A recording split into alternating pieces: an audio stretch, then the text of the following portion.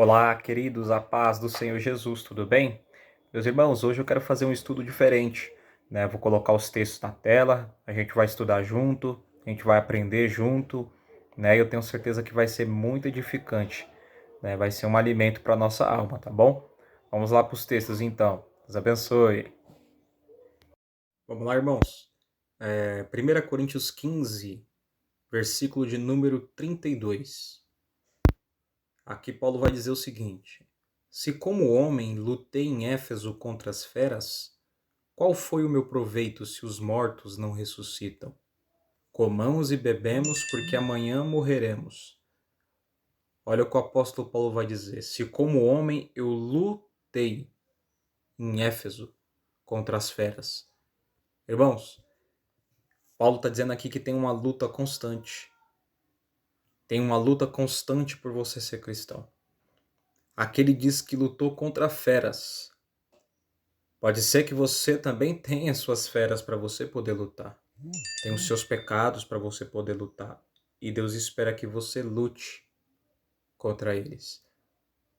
E Paulo vai dizer: se eu lutei contra as feras, se eu coloquei a minha vida em risco, se os mortos não ressuscitam, que proveito isso teve? De que adiantou eu lutar contra as feras? Trazendo para os dias de hoje, para a nossa geração, o que adiantaria a gente lutar contra a carne, lutar contra os nossos desejos, lutar contra nossas vontades, se ninguém ressuscita? Não adiantaria nada. Então é isso que Paulo está querendo tratar aqui em Coríntios 15. Ele está falando a respeito de ressurreição. E aí observe que o apóstolo Paulo, ele cita um texto, que é o texto que está em Isaías, em Isaías aqui. Comamos e bebemos, porque amanhã morreremos. Esse texto está escrito em Isaías 22, versículo de número 13. E vamos ver o contexto que está nesse texto aqui para que a gente venha entender com precisão aquilo que Paulo está querendo dizer a respeito disso. Isaías 22, colocado 12, que eu acho que vai contextualizar melhor.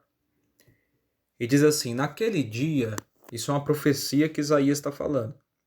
Naquele dia o Senhor dos Exércitos, os convidava para chorar, prantear, rapar a cabeça e vestir roupa feita de pano de saco. Quem convidava?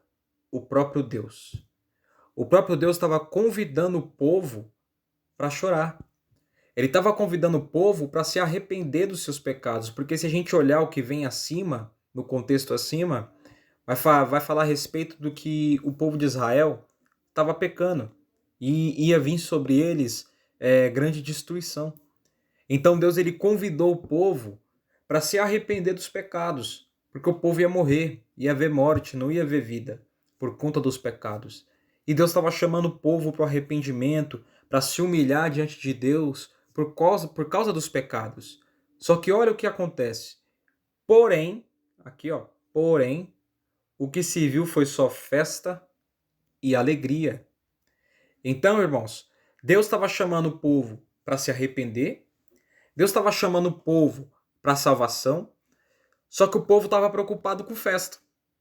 O povo estava preocupado em se alegrar. Olha o que aconteceu, eles mataram os bois, degolaram as ovelhas, comeram carne, beberam vinho. Depois disseram, comamos e bebemos, porque amanhã morreremos. O povo estava vivendo como se não houvesse amanhã. O povo estava vivendo de forma devassa, né? Fazia o que queria, já que a vida eterna eles não acreditavam, a vida eterna não existe, segundo o que eles estavam pensando, que iam morrer mesmo. Já que vamos morrer, vamos fazer o que a gente quer. Né? Só que aí Paulo ele vai citar esse texto para falar que depois da morte existe uma ressurreição.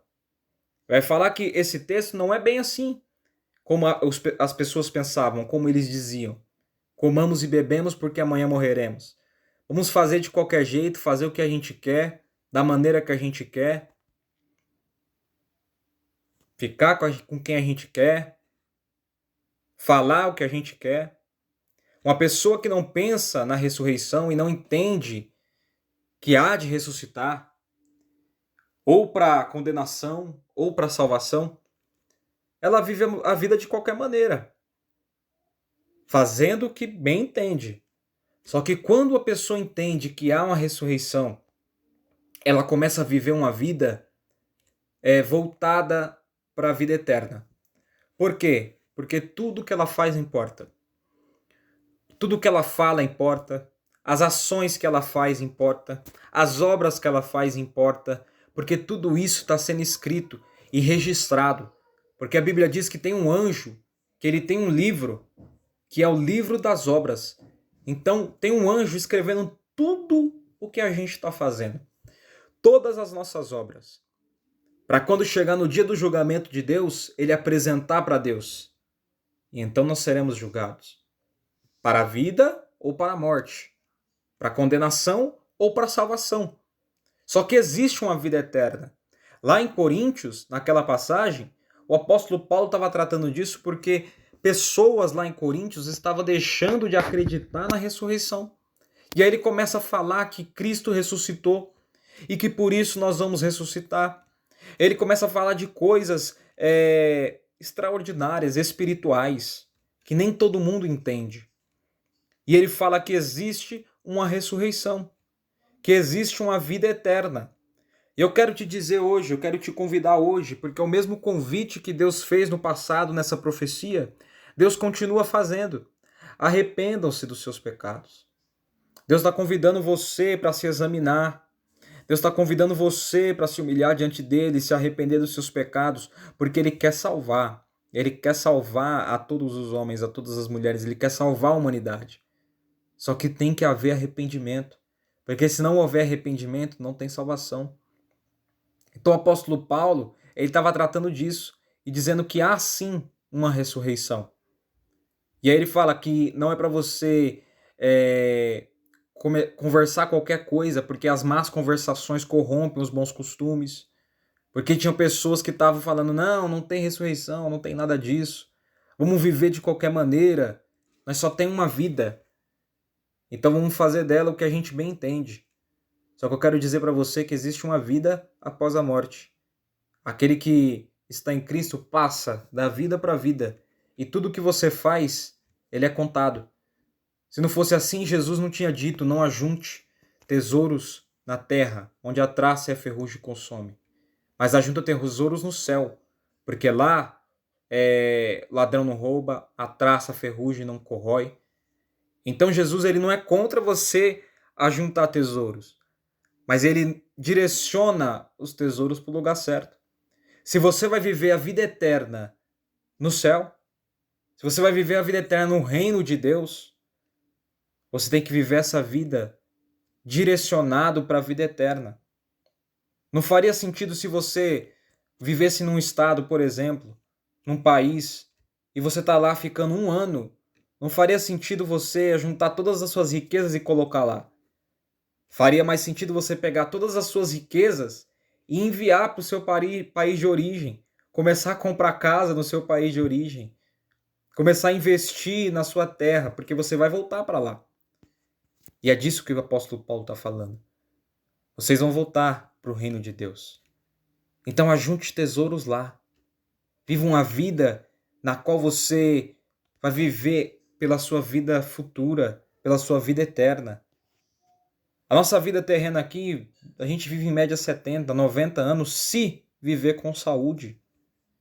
O que é isso comparado à vida eterna? Então, irmãos, Deus está falando para a gente aqui, para a gente começar a refletir mais sobre a vida eterna. Refletir sobre a nossa vida agora, porque o que a gente faz agora reflete na nossa vida futura. Reflete na ressurreição. E um homem, irmãos, uma pessoa, ela vive por aquilo que ela acredita. Ela vive e morre por aquilo que ela acredita. Senão não haveria tantos mártires, tantas pessoas que morrem por a sua fé, tantas pessoas que morrem por qualquer coisa. Tem gente que morre por time de futebol, vai para os estádios, briga, arruma confusão por causa de time porque ama, porque acredita, porque crê. Deus está falando, creia na ressurreição, creia em Jesus. Viva para Jesus. É isso que Deus quer falar conosco nessa tarde. Amém, meus irmãos? Deus abençoe. Fique na paz do Senhor Jesus.